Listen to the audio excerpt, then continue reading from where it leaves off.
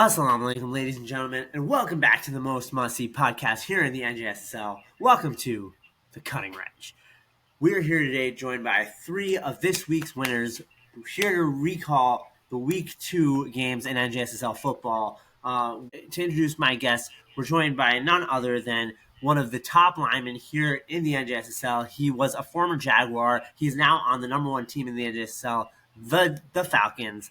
He is, in the absence of a couple of the linemen, he kind of led the offensive and defensive line coaching for this past week, and that led to a 7-0 victory over the NJSSL Texans. Please welcome my main man, Naqvi. Mun, how's it going? Good. Assalamu alaikum, everybody. How's it going? Good. We're happy to have you on after, I think this is your first time on Cutting Edge. First time on the Cutting Edge. The seasons that I've been playing both football and basketball. There you go. Well, certainly we look forward to your insight as we talk about this past week's games and into next week's. Our second guest at this time, he is a man who might be the top player in the entire league from Week 2 after devastating defensive plays on two-time NJSSL football champion Ali Shah. He had 2 picks. I think he had at least 1, maybe 2 sacks. But he is one of the top defensive players in this league. He's on the Cowboys, helped the Cowboys to a 10-7 victory, and put a dagger through the heart of Ali Shah this past week. Please welcome my man and Knicks fan, Asad Merchant. Asad, how's it going, bud? Woo! Assalamu alaikum, everyone. Banu, my first time on the Cutting Edge, and I'm looking forward to it. Awesome. Well, we look forward to hearing what you have to say. And now for my third guest, and this is the one I'm most excited about. He is a guy who is perpetually underrated. Also a former Jaguar last year, and with him historically being on losing teams, that might be the reason why. However, he has started to make a name for himself in basketball last season after drafting an almost perfect team and led to a basketball championship victory. Now he's on another top team as he hopes to have a second championship back-to-back with basketball and football. He is one of the top players in the NJSSL in football at the moment, and certainly one of the top players on the Giants. Please welcome the one and only Zohaib Mumtaz. Zohaib, how's it going, bud?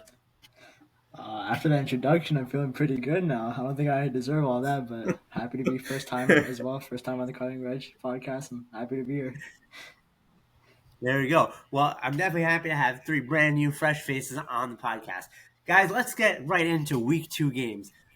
This was a wild week. This was a wild week in football, and Zohaib, I'm actually going to start with you.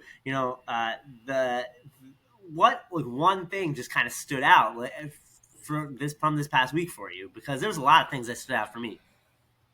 One thing that stood out to me, honestly, I'm not gonna lie, it's Asad's performance against Shah this week. I've always known You thought Asad Asad was pretty useless up until this past week? I wouldn't say useless. I know the guy is the Bill Belichick of the league. I give him that. He's one of the smartest guys we have in this league for sure. But the way he played last week, he single-handedly beat the Patriots. Hussein Yafa didn't do anything. Asad Merchant beat the Patriots this week. That's me. Did you hear that, Belichick? I don't record other teams' practices. Well, awesome. Awesome. What do you have to say to that? I mean, certainly it's nice to be you beat the Bill Belichick team, you beat the Patriots. But how what was your thoughts and feelings? 2 interceptions, 2 sacks is probably the best game you've had all your NJSSL career. Probably either this one or the game I had last year against the Ravens were probably my 2 best in football. But again, Zohaib's going to say Hussein Yafa did nothing, but the talent that's around me makes it so much easier for me to do what I can do. It's easier to play defense when you have Hussein on your left, when you have Rayan on your right, when you have Yafa or Professor behind you, and the other side of that you have Mustafa on, and then our D line with Usher and Akbar with all that talent on the defense, and makes it a lot easier for me to do what I can do. Hey, definitely a great move. Repping the rest of your team, or even giving props to the rest of your team. Although one thing you do have to consider is the team that you're playing, which might have been a good reason why a lot of those things happen. A lot of good things happen for your team. Mun, what was kind of your biggest take from week 2? I guess it's not so much specific to my game, but just in general. I thought this year with the larger field and the addition of two additional players on a full field would equal more offense. Though there have been some games where there have been offensive outbursts, defense has actually really taken center stage this year. I think there's been a couple of teams that are averaging one touchdown or less over the first two games defensively, and I think that's pretty impressive for the league as a whole, considering that offense was kind of the way things were headed, or the way things were in previous seasons. Certainly, we've come a long way from having 54 point games for an individual team, and now actually it seems like this past week we had a 7-0 victory and a 10-7 victory. So that's definitely an incredible point. I mean, certainly it's become a very defensive game, and it's also we talked about this last week. It's very much been a game about who's got a strong line and how can that how much that can make or break any given game. So actually, with that, why don't we jump right into our first game from week 2? Let's talk about that Cowboys game, and let's talk about that Cowboys Patriots game. I obviously have plenty of things to say, but Asad, since you were in that game, by all means, take the stage first, my friend. I mean, 10-7, low scoring game. And I think, like one has said, it's the trend this season. It's hard to sustain long drives. It's very hard to go down the field and go 80 yards and score a touchdown.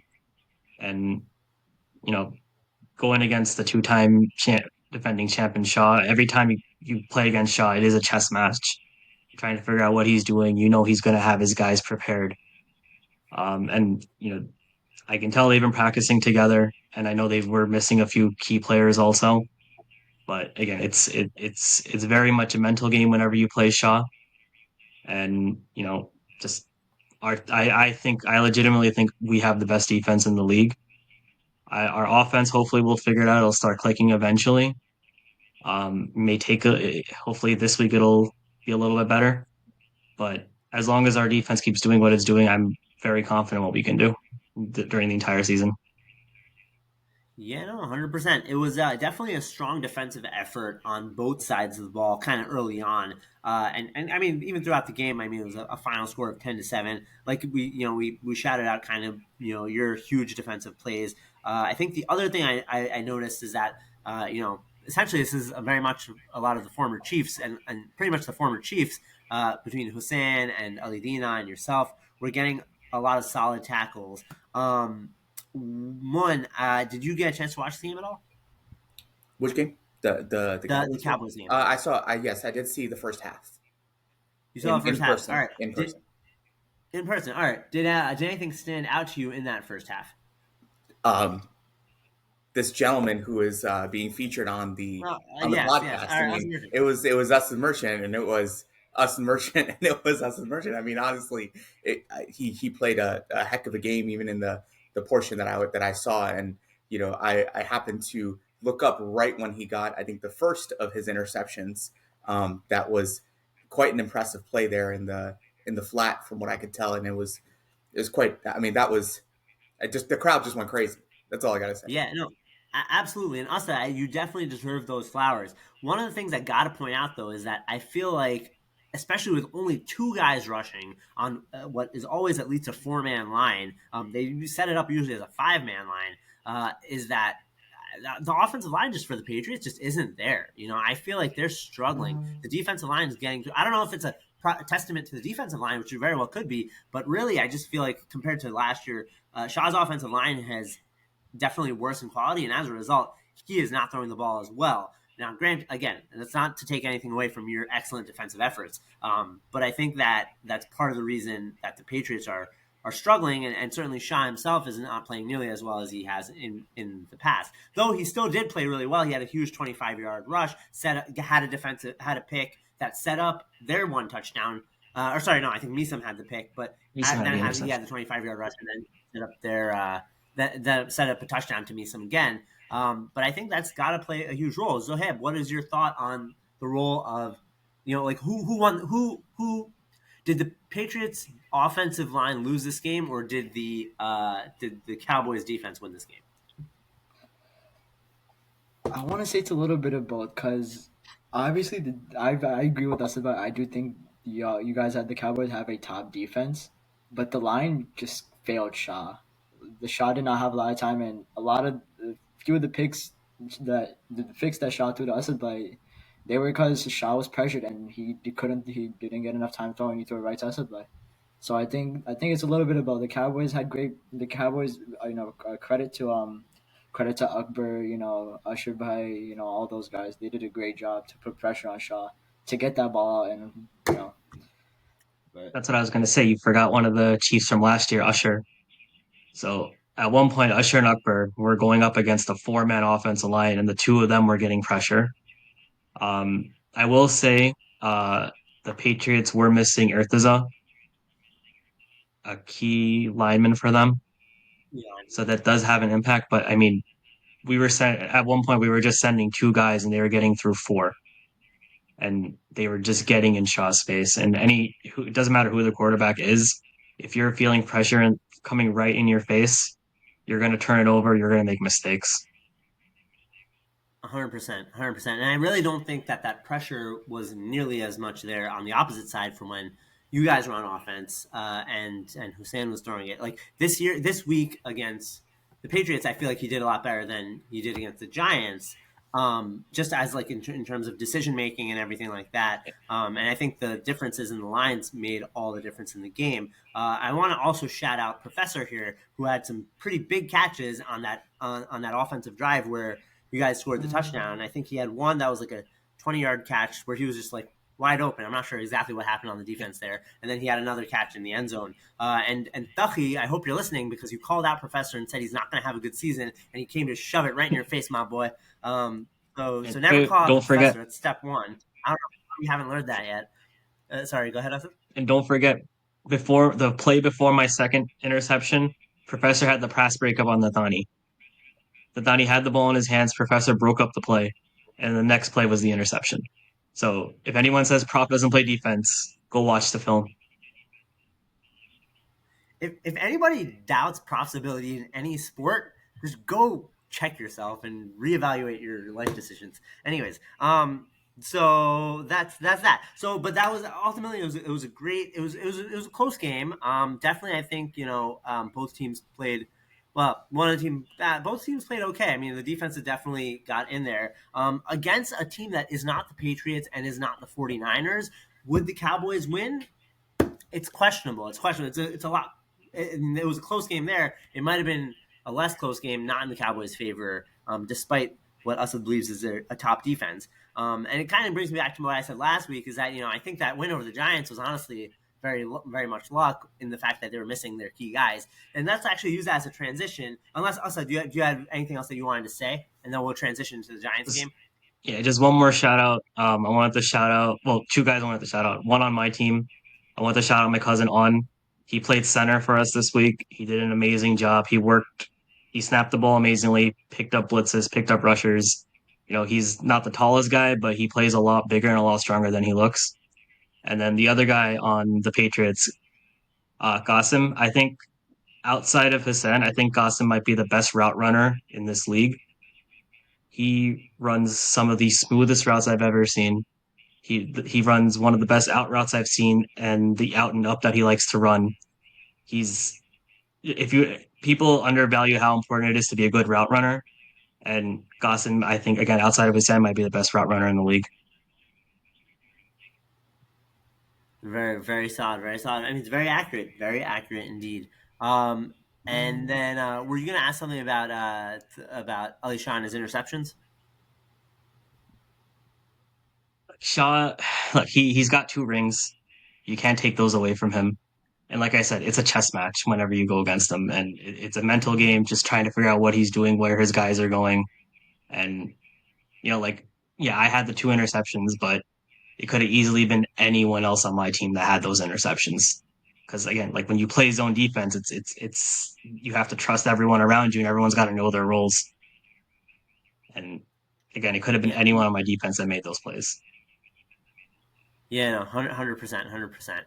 All right, well then, I guess moving on to the Giants game. So Zohaib, you were in this game. Again, I have lots of thoughts, but what was kind of your thoughts as this game was going on? I mean, my thoughts. I mean, Shark is a dog. I mean, Irtaza went crazy during. I don't know how we got him in the sixth round. I don't know how no one else picked him, but somehow we got him. Hamza, Ken. A lot of people were doubting Ken. I'll say this: a lot of people were doubting Ken before this season. They were talking about the Giants have the worst quarterback room. Ken now leads the league in passing yards. I mean, our team looks good. But during this game, I mean, it was just easy. I'm not gonna lie, it I, was just an easy game. it should have been easy. I mean, you're playing a very low personnel 49ers team. They're missing ZJ. This one was a blowout, 29-0, I think was the final, right? Yeah. And basically the Giants just dominated on all aspects. Like every single player on the Giants contributed to the team. There was definitely a lot of sleeping. So one of the things I mean, I don't know if it's fair to call the 49ers out, but they got killed again, and their guys did not step up. The two guys I do want to call out are Zaman and Basil. I feel like both guys fell asleep multiple times on defense and allowed for just like very easy passes to be caught to Hamza, to Irtaza, to everyone. I think Irtaza definitely. So again, going back to that like Cowboys game from last week, there was no Irtaza, no Shark. Both of those guys had combined 3 touchdowns in this game. And Irtaza kicked every extra point, so he probably would have made the extra point that Zohaib missed last week. So I think it's definitely key to remember. Irtaza Mumtaz, what a huge addition to this team. Mun, did you happen to catch this game at any point? Yeah, so I was there. I mean, it was during our team's kind of like warm up time, so Sure. I was peripherally paying attention. But every time I looked up, it was Etizad making a play. I'll be honest with you. I know Sharok gets a lot of credit, and it is very much due because man, the guy's a beast. He's an athlete, and he does garner a lot of attention. But that allows guys like Ertazal, who I don't know. I mean, I agree with Zoheb. How that guy went in the sixth round, I have no idea. I mean, I think he's got a lot of talent, and when all eyes are on a playmaker like Shahrukh, it really gives a guy like Ertaza the opportunity to shine, and he stepped up this week and really made a difference for the Giants. And I think that it put the league on notice that now with them having not having their top players in week one and then having these guys back in week two, that they have an offense that definitely needs to be taken seriously. And if it wasn't preseason in the preseason rankings, it sure is now in reality. Yeah, no, that is for sure, and I think the Giants basically just put the league on notice that they may have lost week one, but they are not going down without a fight, especially when they didn't even have all their guys. I mean, I know Asad Kazmi wasn't there, and I think there's Omar guy wasn't there, so I mean, like they were definitely missing a few guys, but even still, they made it happen. I honestly had a lot of when we get to the tops and bottoms of this week, I had a lot of plays from this game that were pretty much tops. All obviously from the Giants side because nothing that the 49ers did at any point was worth mentioning. Asad, what thoughts did you have on this one? Everything you guys said about Urtaza, like Urtaza is a very underrated player. I comp him to like a Julian Edelman type of receiver. He knows how to get open. He has very safe hands. It's not I because mean, he's short, right? no. It's just pass catching ability. Just making sure. Um, I will say the Niners. I mean, they didn't have ZJ, and playing quarterback is hard, and you can tell by like Zanier's passing numbers. They weren't great. Again, playing quarterback is really hard. It's a very difficult thing to do. Defensively, it seems like the Niners are kind of lost out there on defense. Like they're still trying to figure out their identity defensively. And with a short season, we're already 40% into the season. Like they're gonna have to figure it out quickly. Um, I will say the Giants line might be the scariest in the league, both offense and defense combined. They can win games in the trenches, and I think that's the way Zach built his squad. And I was standing on the Giants sideline during the game, and I will say Zach as a captain, he's a great captain. He keeps motivating his guys. He keeps talking to them. And I think the most important thing he's doing, he's rotating his squad, making sure everyone gets to play, which for a captain is one of the hardest things to do, to ensuring everyone gets their fair amount of playing time. And he's doing a great job as a leader. And then Zohaib, man, like Zohaib's balling. Like I don't know what else to say. The guy's made plays the first 2 weeks. He's got to be the odds-on favorite for either sleeper or most improved player of the season. Potentially, if he keeps going the way he's going, he might be up there for depoy. Yeah, no, absolutely. I mean, Zohaib definitely had a huge. I think compared to last week, this week he was just completely, defensive efforts, but still had very big defensive efforts. You had a pick, I think, at one point. Did you, Zohaib? Yeah. Yeah, yeah. So I mean, he's averaging at least one per game. Like you said, I think he's definitely going to be a top player this season. And in fact, he might still be on my top players list, despite certainly a less exciting week than he had the previous week. Um, yeah, so I mean, overall, I mean, the 49ers, I think the big thing about them is that their line was hyped up a little bit, but I feel like their line really hasn't shown the ability that they think that, that they should be, given like where they were drafted. That pretty much goes for all of them. Shabby by Hassan, Nabil, all of them. I mean, Nabil had one sack, but like, great. Like he didn't really make any huge impact on the game. Like their pass rush just was not there nearly as much as the Giants was, and like you said, the Giants line is absolutely insane. And so it's going to be interesting to see kind of how that matches up against some of the other lines as we move forward in the season. Last game I want to touch on is the Falcons Texans game. Moon, you were there for that. I wasn't there for that game. To talk to us. So what kind of what was the mindset of the Falcons kind of going into this one? Well, we really ride our defense through week one and week two. Although week one we did have more offensive explosions, we were down a couple players this week, and we kind of adjusted our game plan accordingly to a very difficult Texans squad that has a lot of speed and a lot of ability and athleticism. Hmm. I think our main thought process was to kind of let the line do the speaking for us, both offensively and defensively. If we could protect our quarterback, we could move the ball down the field, which ended up being a little bit more of a challenge than we thought it was going to be. And that's just credit to the Texans defense. It was a 7-0 game. I mean, one play by our captain, Wally Mirza, was the difference in the game. I mean, he made a great catch down the sideline that ended up being the only score for either team.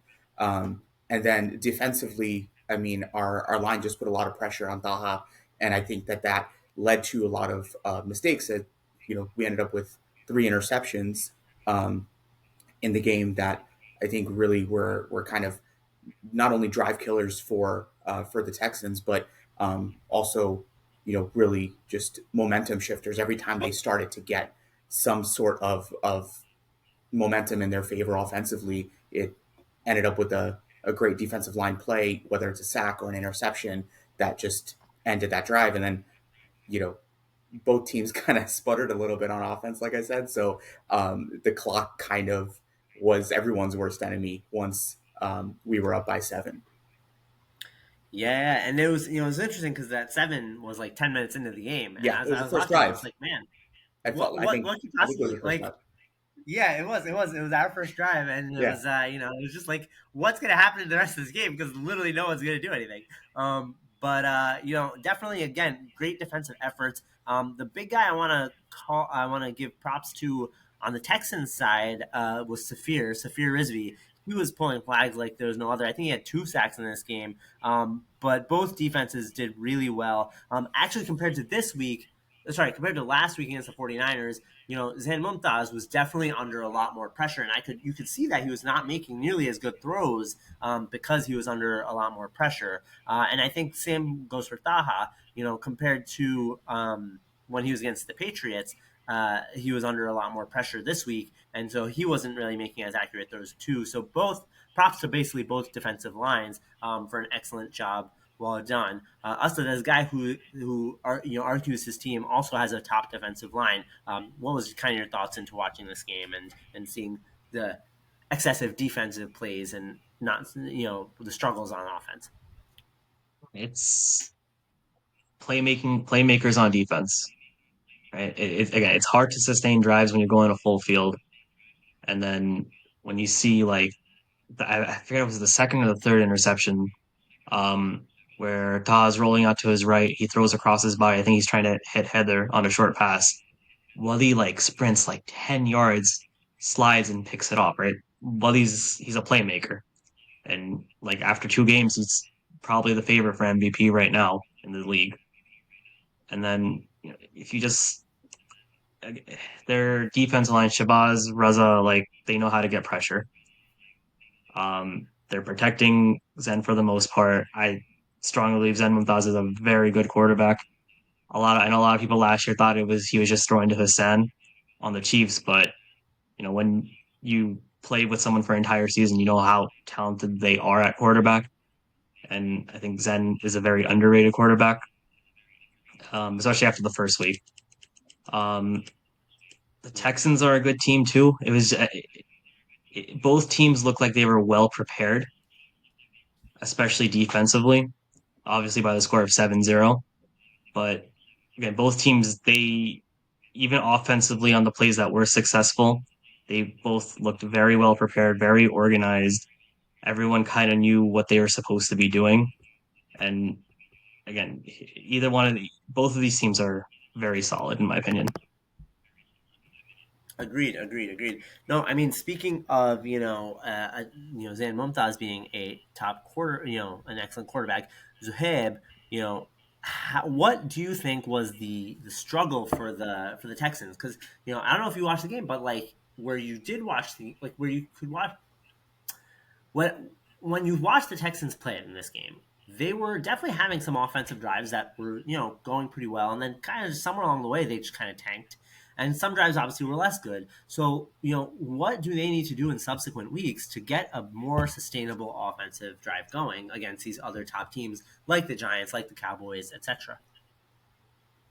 I think the biggest thing that they need to do is get Shubber and get Fitty going because I mean obviously Shubber's been injured, but Fitty and Shubber haven't been contributing much, and luckily they've had Goyor who's gone wild these past 2 weeks and Heather to pick up the slack, but this week you seem Heather slow down a little bit, and I think without Shubber and Fitty doing their thing, I think it was a lot harder for Taha to get drives going. Drive down the field.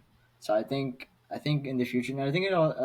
I mean, obviously their line held up fine, but I think they need Shubber and Fitty to get at least Shubber to get healthy and Fitty to get going. I think that's Yeah. their main thing.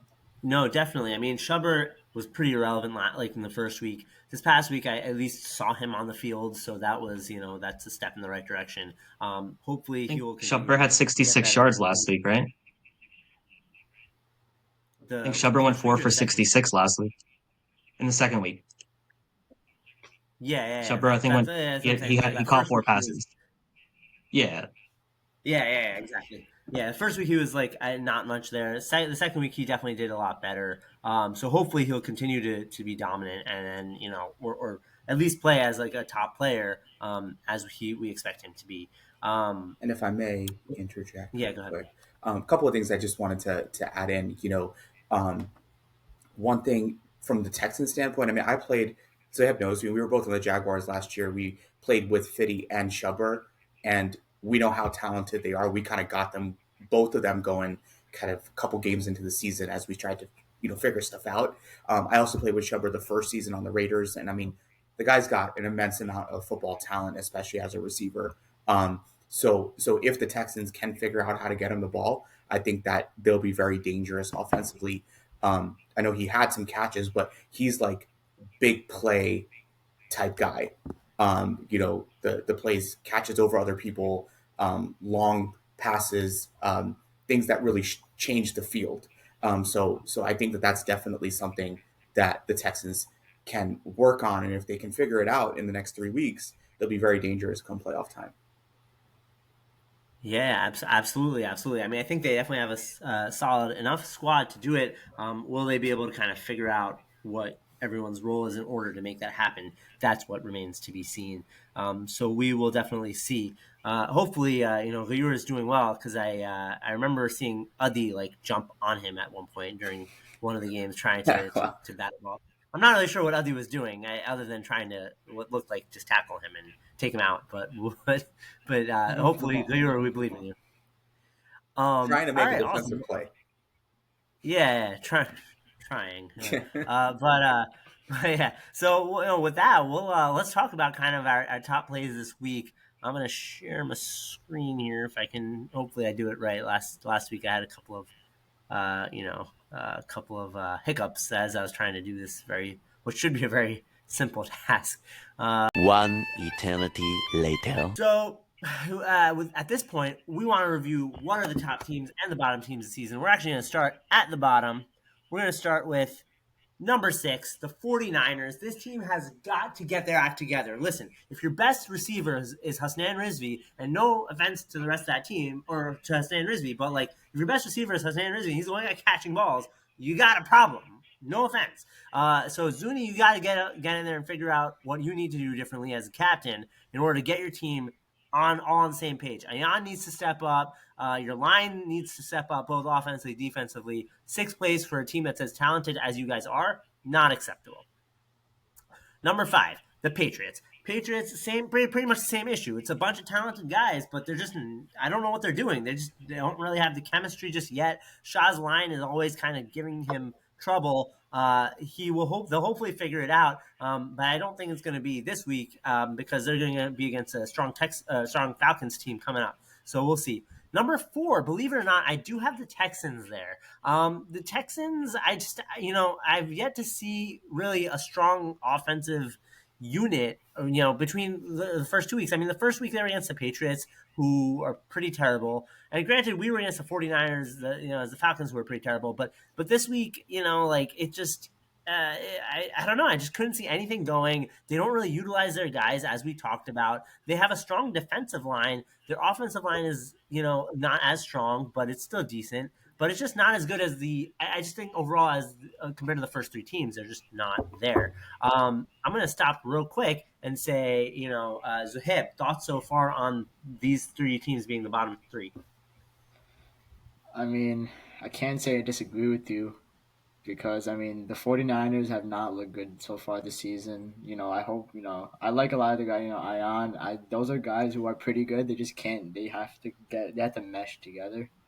So I don't disagree with you there. Patriots, I don't know if I would agree with you with Texans being 4. I would put them 3, but that's my opinion. Who would you put 4 then? I think I would put Cowboys. I'm not gonna lie, I've not seen much from the Cowboys. That's Even fair. though they I'm are sure 2 and Austin has a 0. lot to say about that. But why don't we Yeah. actually get through 3, 2, and 1, and then we'll see.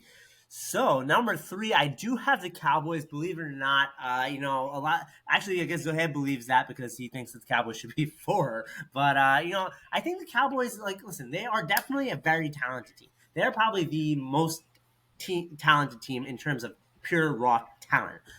Again, their win was barely a win over a very shaky Patriots team that was missing their top lineman. I don't know. And their first win really shouldn't have been a win either. So honestly, I still think they have a bit of ways to figure things out, but I think that they are definitely a better team than the team that I saw in week 1. If Hossein actually has a little bit of time, I think he can make some plays happen. I think Yaf had a nice catch. Asad had a catch, a couple of solid catches. There was that one huge play where Yaffa kind of got open and made that. I think Zaire or someone kind of broke down on the defense, and then Shaw made the play at the end.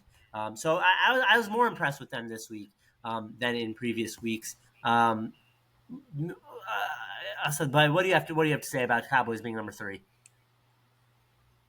I would put us number 2 right now, considering the team that you have at 2, we did beat them. You have to play who's on your schedule, right? Giants were on the That's schedule. It fair. just so happened, I understand Murtaza wasn't there. I understand Sheldrick wasn't there, but we did beat them. And, their one touchdown was a defensive touchdown. They didn't score an offensive touchdown on us.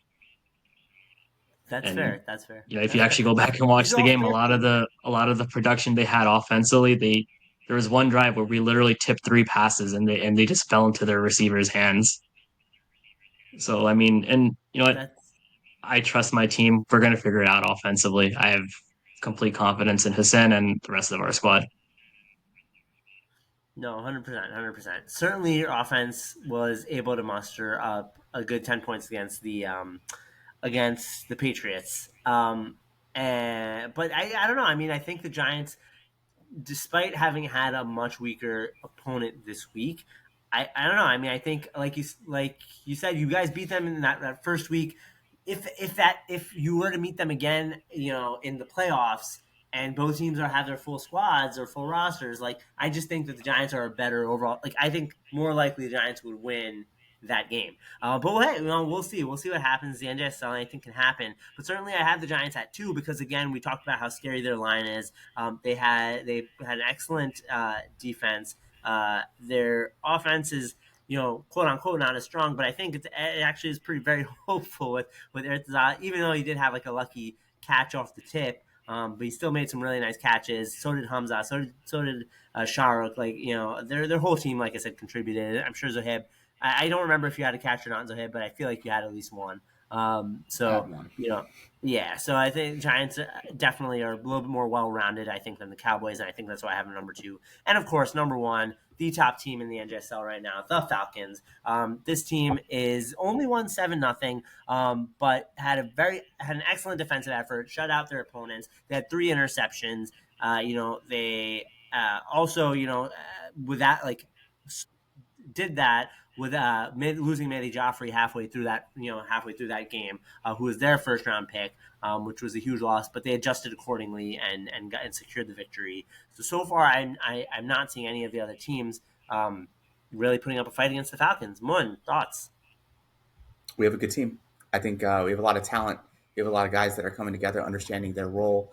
I think that Wally as a captain is very underrated. Like he knows how to get guys on the same page. I think if anybody doubted his ability to be a captain, I think that these last 2 weeks have really shown how well he can bring this squad together.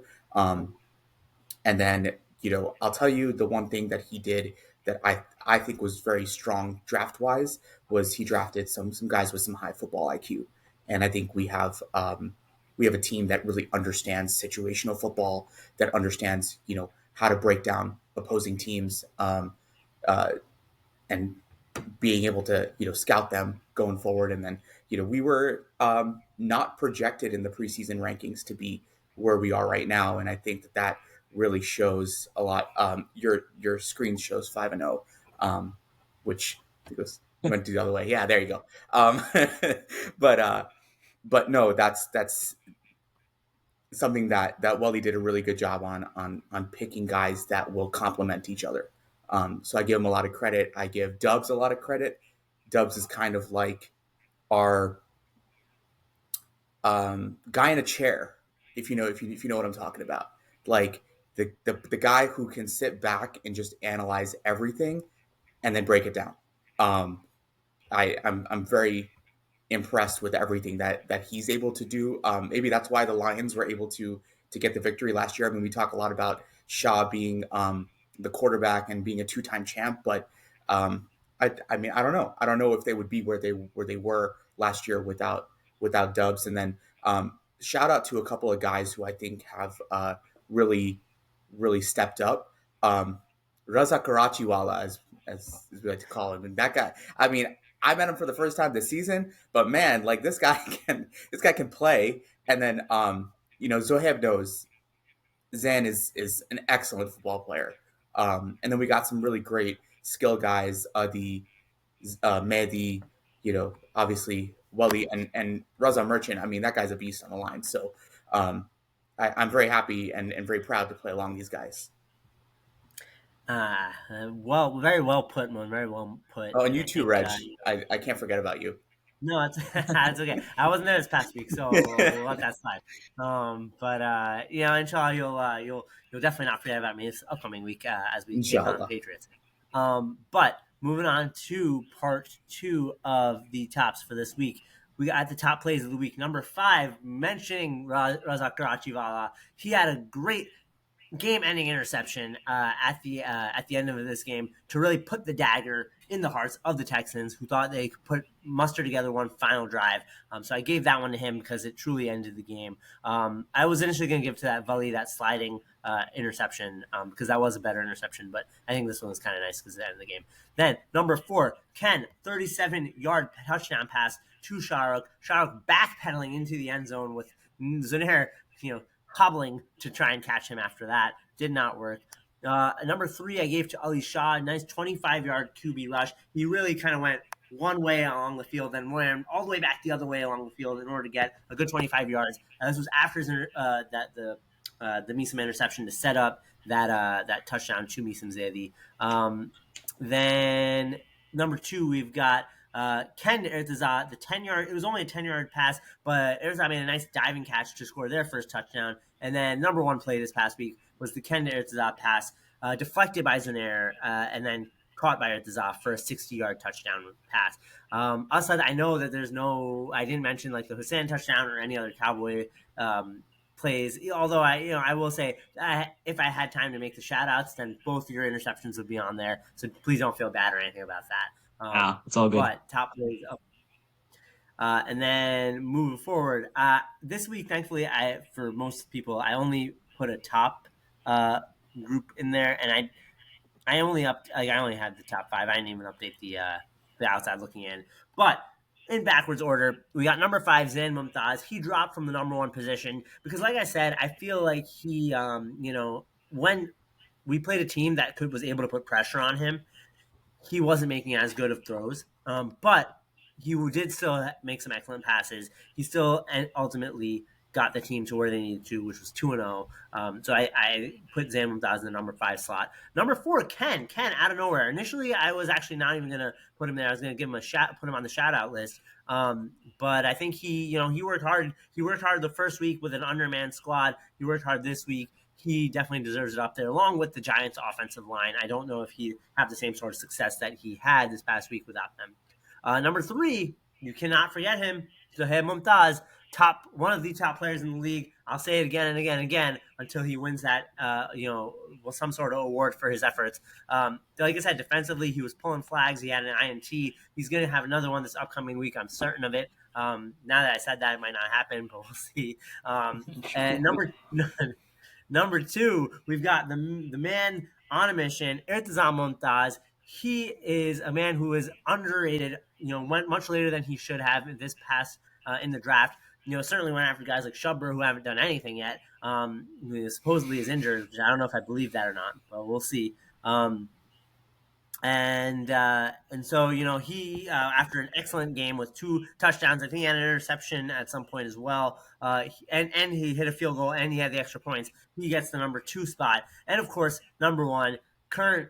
As I think Asad said earlier, current runner up for MVP or favorite for MVP. Sorry, Asad, what did you say? Favorite for MVP, Volley Mirza. He has had 3 touchdowns in 2 weeks. He is, has been the one guy who has been able to keep his team at the 2-0 position, at the top of the standings. So, Volley Mirza, you are the top player in the NJSL. Let's all never forget that. With that being said, let's move on to our predictions for week 3. We'll start actually, since we talked about Wally Mirza, we'll start with the Falcons, who are going to be playing the Patriots this week. And I'm interested to see what the non-Falcons have to say about this. Yeah, I think this is a Falcons easy win. I wouldn't be surprised if this is another 7-0 Falcons win. Okay. Yeah. 7-0? You think we're only going to score 7 points against them? I mean, I don't know. We'll see. We'll see if Zan's feeling better. We'll see if if Mehdi's feeling better. We'll see. Fair points. One. With that being said, what do you have to say about this game? I mean, I'm on the Falcons. How can I say anything differently? Go Falcons! Fair enough. So fair enough. So yeah, I mean, I think so. The big thing to note here, and I don't really know exactly what the Patriots lineup is going to look like, but Mehdi is out this week. Questionably, Zan might be out this week as well. So there's definitely two key guys that are missing. I know not entire. I think Moon, you might be out as well this week, right? Yeah, So I think we're unfortunately. definitely missing a bit of guys. So that could be what the Patriots need to secure their first victory. But I think despite that, we're gonna have likely have Adi if Zan is out. We'll likely have Adi at starting quarterback, and I think he's also going to shine because I think that this line is going to be much better than the defensive line that the Patriots are going to put forward. And so I think that'll be the difference maker in this game. I give the victory to the Yep. Yep. absolutely. It's the only way to do it. There you go. There you go. And need I remind you guys, Eli, aka Udi in this case, beat the Patriots twice. All right. Anyways, so with that being said, Falcons are going to knock out the Patriots without any doubts from this host over here. Moving on to the primetime game, we got the 49ers and the Cowboys. Not sure what's primetime about the 49ers, but DJ definitely is going to come back looking for vengeance, looking for blood. If just as a reminder, he was on the Panthers that also started off the season 0-2. Both him and Zonair were on the Panthers that started off 0-2 and then won 3 games in a row 3 seasons ago. Zohaib, who do you think? Does that factor into your predictions for this week? Do you think the 49ers have a chance here? They don't have a chance. The Cowboys are winning this easily. I'm sorry, Zaner vibe, but this is Cowboys' easy win. Fair enough. All right, well then, one. I mean, we haven't played the Cowboys yet, but Not. certainly we've seen that the Cowboys have a lot of talent on their squad, and the 49ers we've seen not have a lot of talent on their squad. Who do you think is going to pull this one out? Nah, I mean, I think just my gut tells me it's going to be the Cowboys. No offense to the 49ers. I just think that who I mean, I just think they're having a tough time really putting it together with their squad. The 49ers are. And actually, I'm with Asad on this one. I think this is an opportunity. This is exactly what the Cowboys may have needed to come in midway through the season in week 3 to be able to get their guys all on the same page and really have an opportunity to kind of, play backyard football and not have to think about it too much, so to speak. Because if the 49ers have a showing like they did in the last 2 weeks, it's going to be a very tough day for them and an opportunity for the Cowboys to really just air the ball out, see what their guys have to offer, and kind of get their footing underneath them, which may propel them into a very strong offensive team going forward. No, absolutely. I mean, I think you actually hit the hammer right on the nail. Because the Giants also were thought to not have really an offense either until they played the 49ers. And now the Cowboys have their opportunity to kind of figure out their offense in the exact same way. Certainly, I agree with all of you guys. I mean, I think the Cowboys are going to take the cake here. I think the big difference between these two teams is that I just don't think Zonair, as a captain, is able to rally or mobilize his guys or encourage or advise them on what they need to do to be better. The same way that I think Yafa and Hussein, that tandem together, can do that for their squad. And so I think that you'll see the Cowboys basically with each game get better and better, whereas I don't know if you're going to necessarily see that with the 49ers, despite them having some pretty solid talent. So honestly, the way the 49ers are playing, I think they're only going to get more and more blown out in each game, but we'll see. Final game, Texans and the Giants. I think this is honestly the game that's probably the closest, in my opinion. What would you have for this one? Oh, man, I mean, this is honestly, I think this is like a 50-50 game. I think the Giants are really, really good, but I think the Texans, despite some of their struggles, they have a very talented squad. So if they can just pull their guys together and get some of their guys that have not really, like we talked about earlier, gotten off to strong starts so far this season, Schubert, Fitty, I think they're going to put a lot of pressure on the Giants. But I mean, make no mistake about it, the Giants also have a very talented squad. So I think they match up very well against each other, both offensively and defensively. So it's just going to be a matter of who makes one more play than the other team. Fair enough. So wait, so who are you saying? Oh, I'm gonna. Well, sorry, no, yeah, my prediction is the Giants, but I think it's gonna be a very close game. Fair enough. There we go. That's what I like to hear. So we got the Giants for one. I mean, Zohaib, I have no doubts that you're going to be rooting for the Giants. What's going to be the key to victory for your team here? Key to victory is gonna be some big guys stepping up. We're missing some guys. We're missing. I'll say right now, we're missing Shahrukh. We're missing Murtaza due to golf tournament or golf outing. So Hamza. I'll say myself, Sayadan, Asad we gotta step up. And I believe that we can. So I mean, obviously, I think we're gonna win. But I do for even without them, I still think we're gonna beat them. And interesting. So it sounds like Murtaza and Shahrukh are both out again this week. Which, if they weren't, I mean, at full squad, I would say definitely the Giants would take the victory. I don't know who's going to be there or not be there for the Texans. But I think, when you're missing your two top guys from this past week, it's going to be harder for the Giants to win this one. I think it's going to be even a closer game now. But I think I'm actually going to go with the Texans on this one. I mean, I think they're going to, rally from. I see that face there, Zohaib. I mean, I think they're going to rally from this loss against us, the Falcons, and kind of figure out their offense. Maybe this is a time for somebody like Shubber to shine. Granted, I imagine somebody like Hamza will probably be covering him, so he'll probably do better than Hamza than playing than if Zohaib was covering him. So I think that that might be key for the Texans. Is basically find whoever Hamza is covering as opposed to whoever Zohaib's covering, and that might be your key to victory there for the Texans. But we'll see. It's week 3 of NJSSL, boys. Anything can happen, and we are looking forward to it. This week it's going to be 10:45 start at Heavenly Farms in East Brunswick. Be there or be square or round or triangular, whichever shape you prefer to be. With that being said, any final thoughts, boys? Any final thoughts? No, I mean, looking forward to the rest of the season. I think it's gonna be a hell of a season. I think it was a great move by the NJSL commissioner and head team to kind of bring the rosters down and do the 5 teams, larger roster, larger field. I think it's given guys the ability to kind of get substitutions in, get a breather, and kind of play like a full A game for the full time rather than what it has been in previous years where guys have kind of been gassed by the second half. So I think that's made a huge difference. But I don't have any specific things. I just think that the league did a really good job this year. I think that the games are super competitive, and minus the 49ers. But here we are.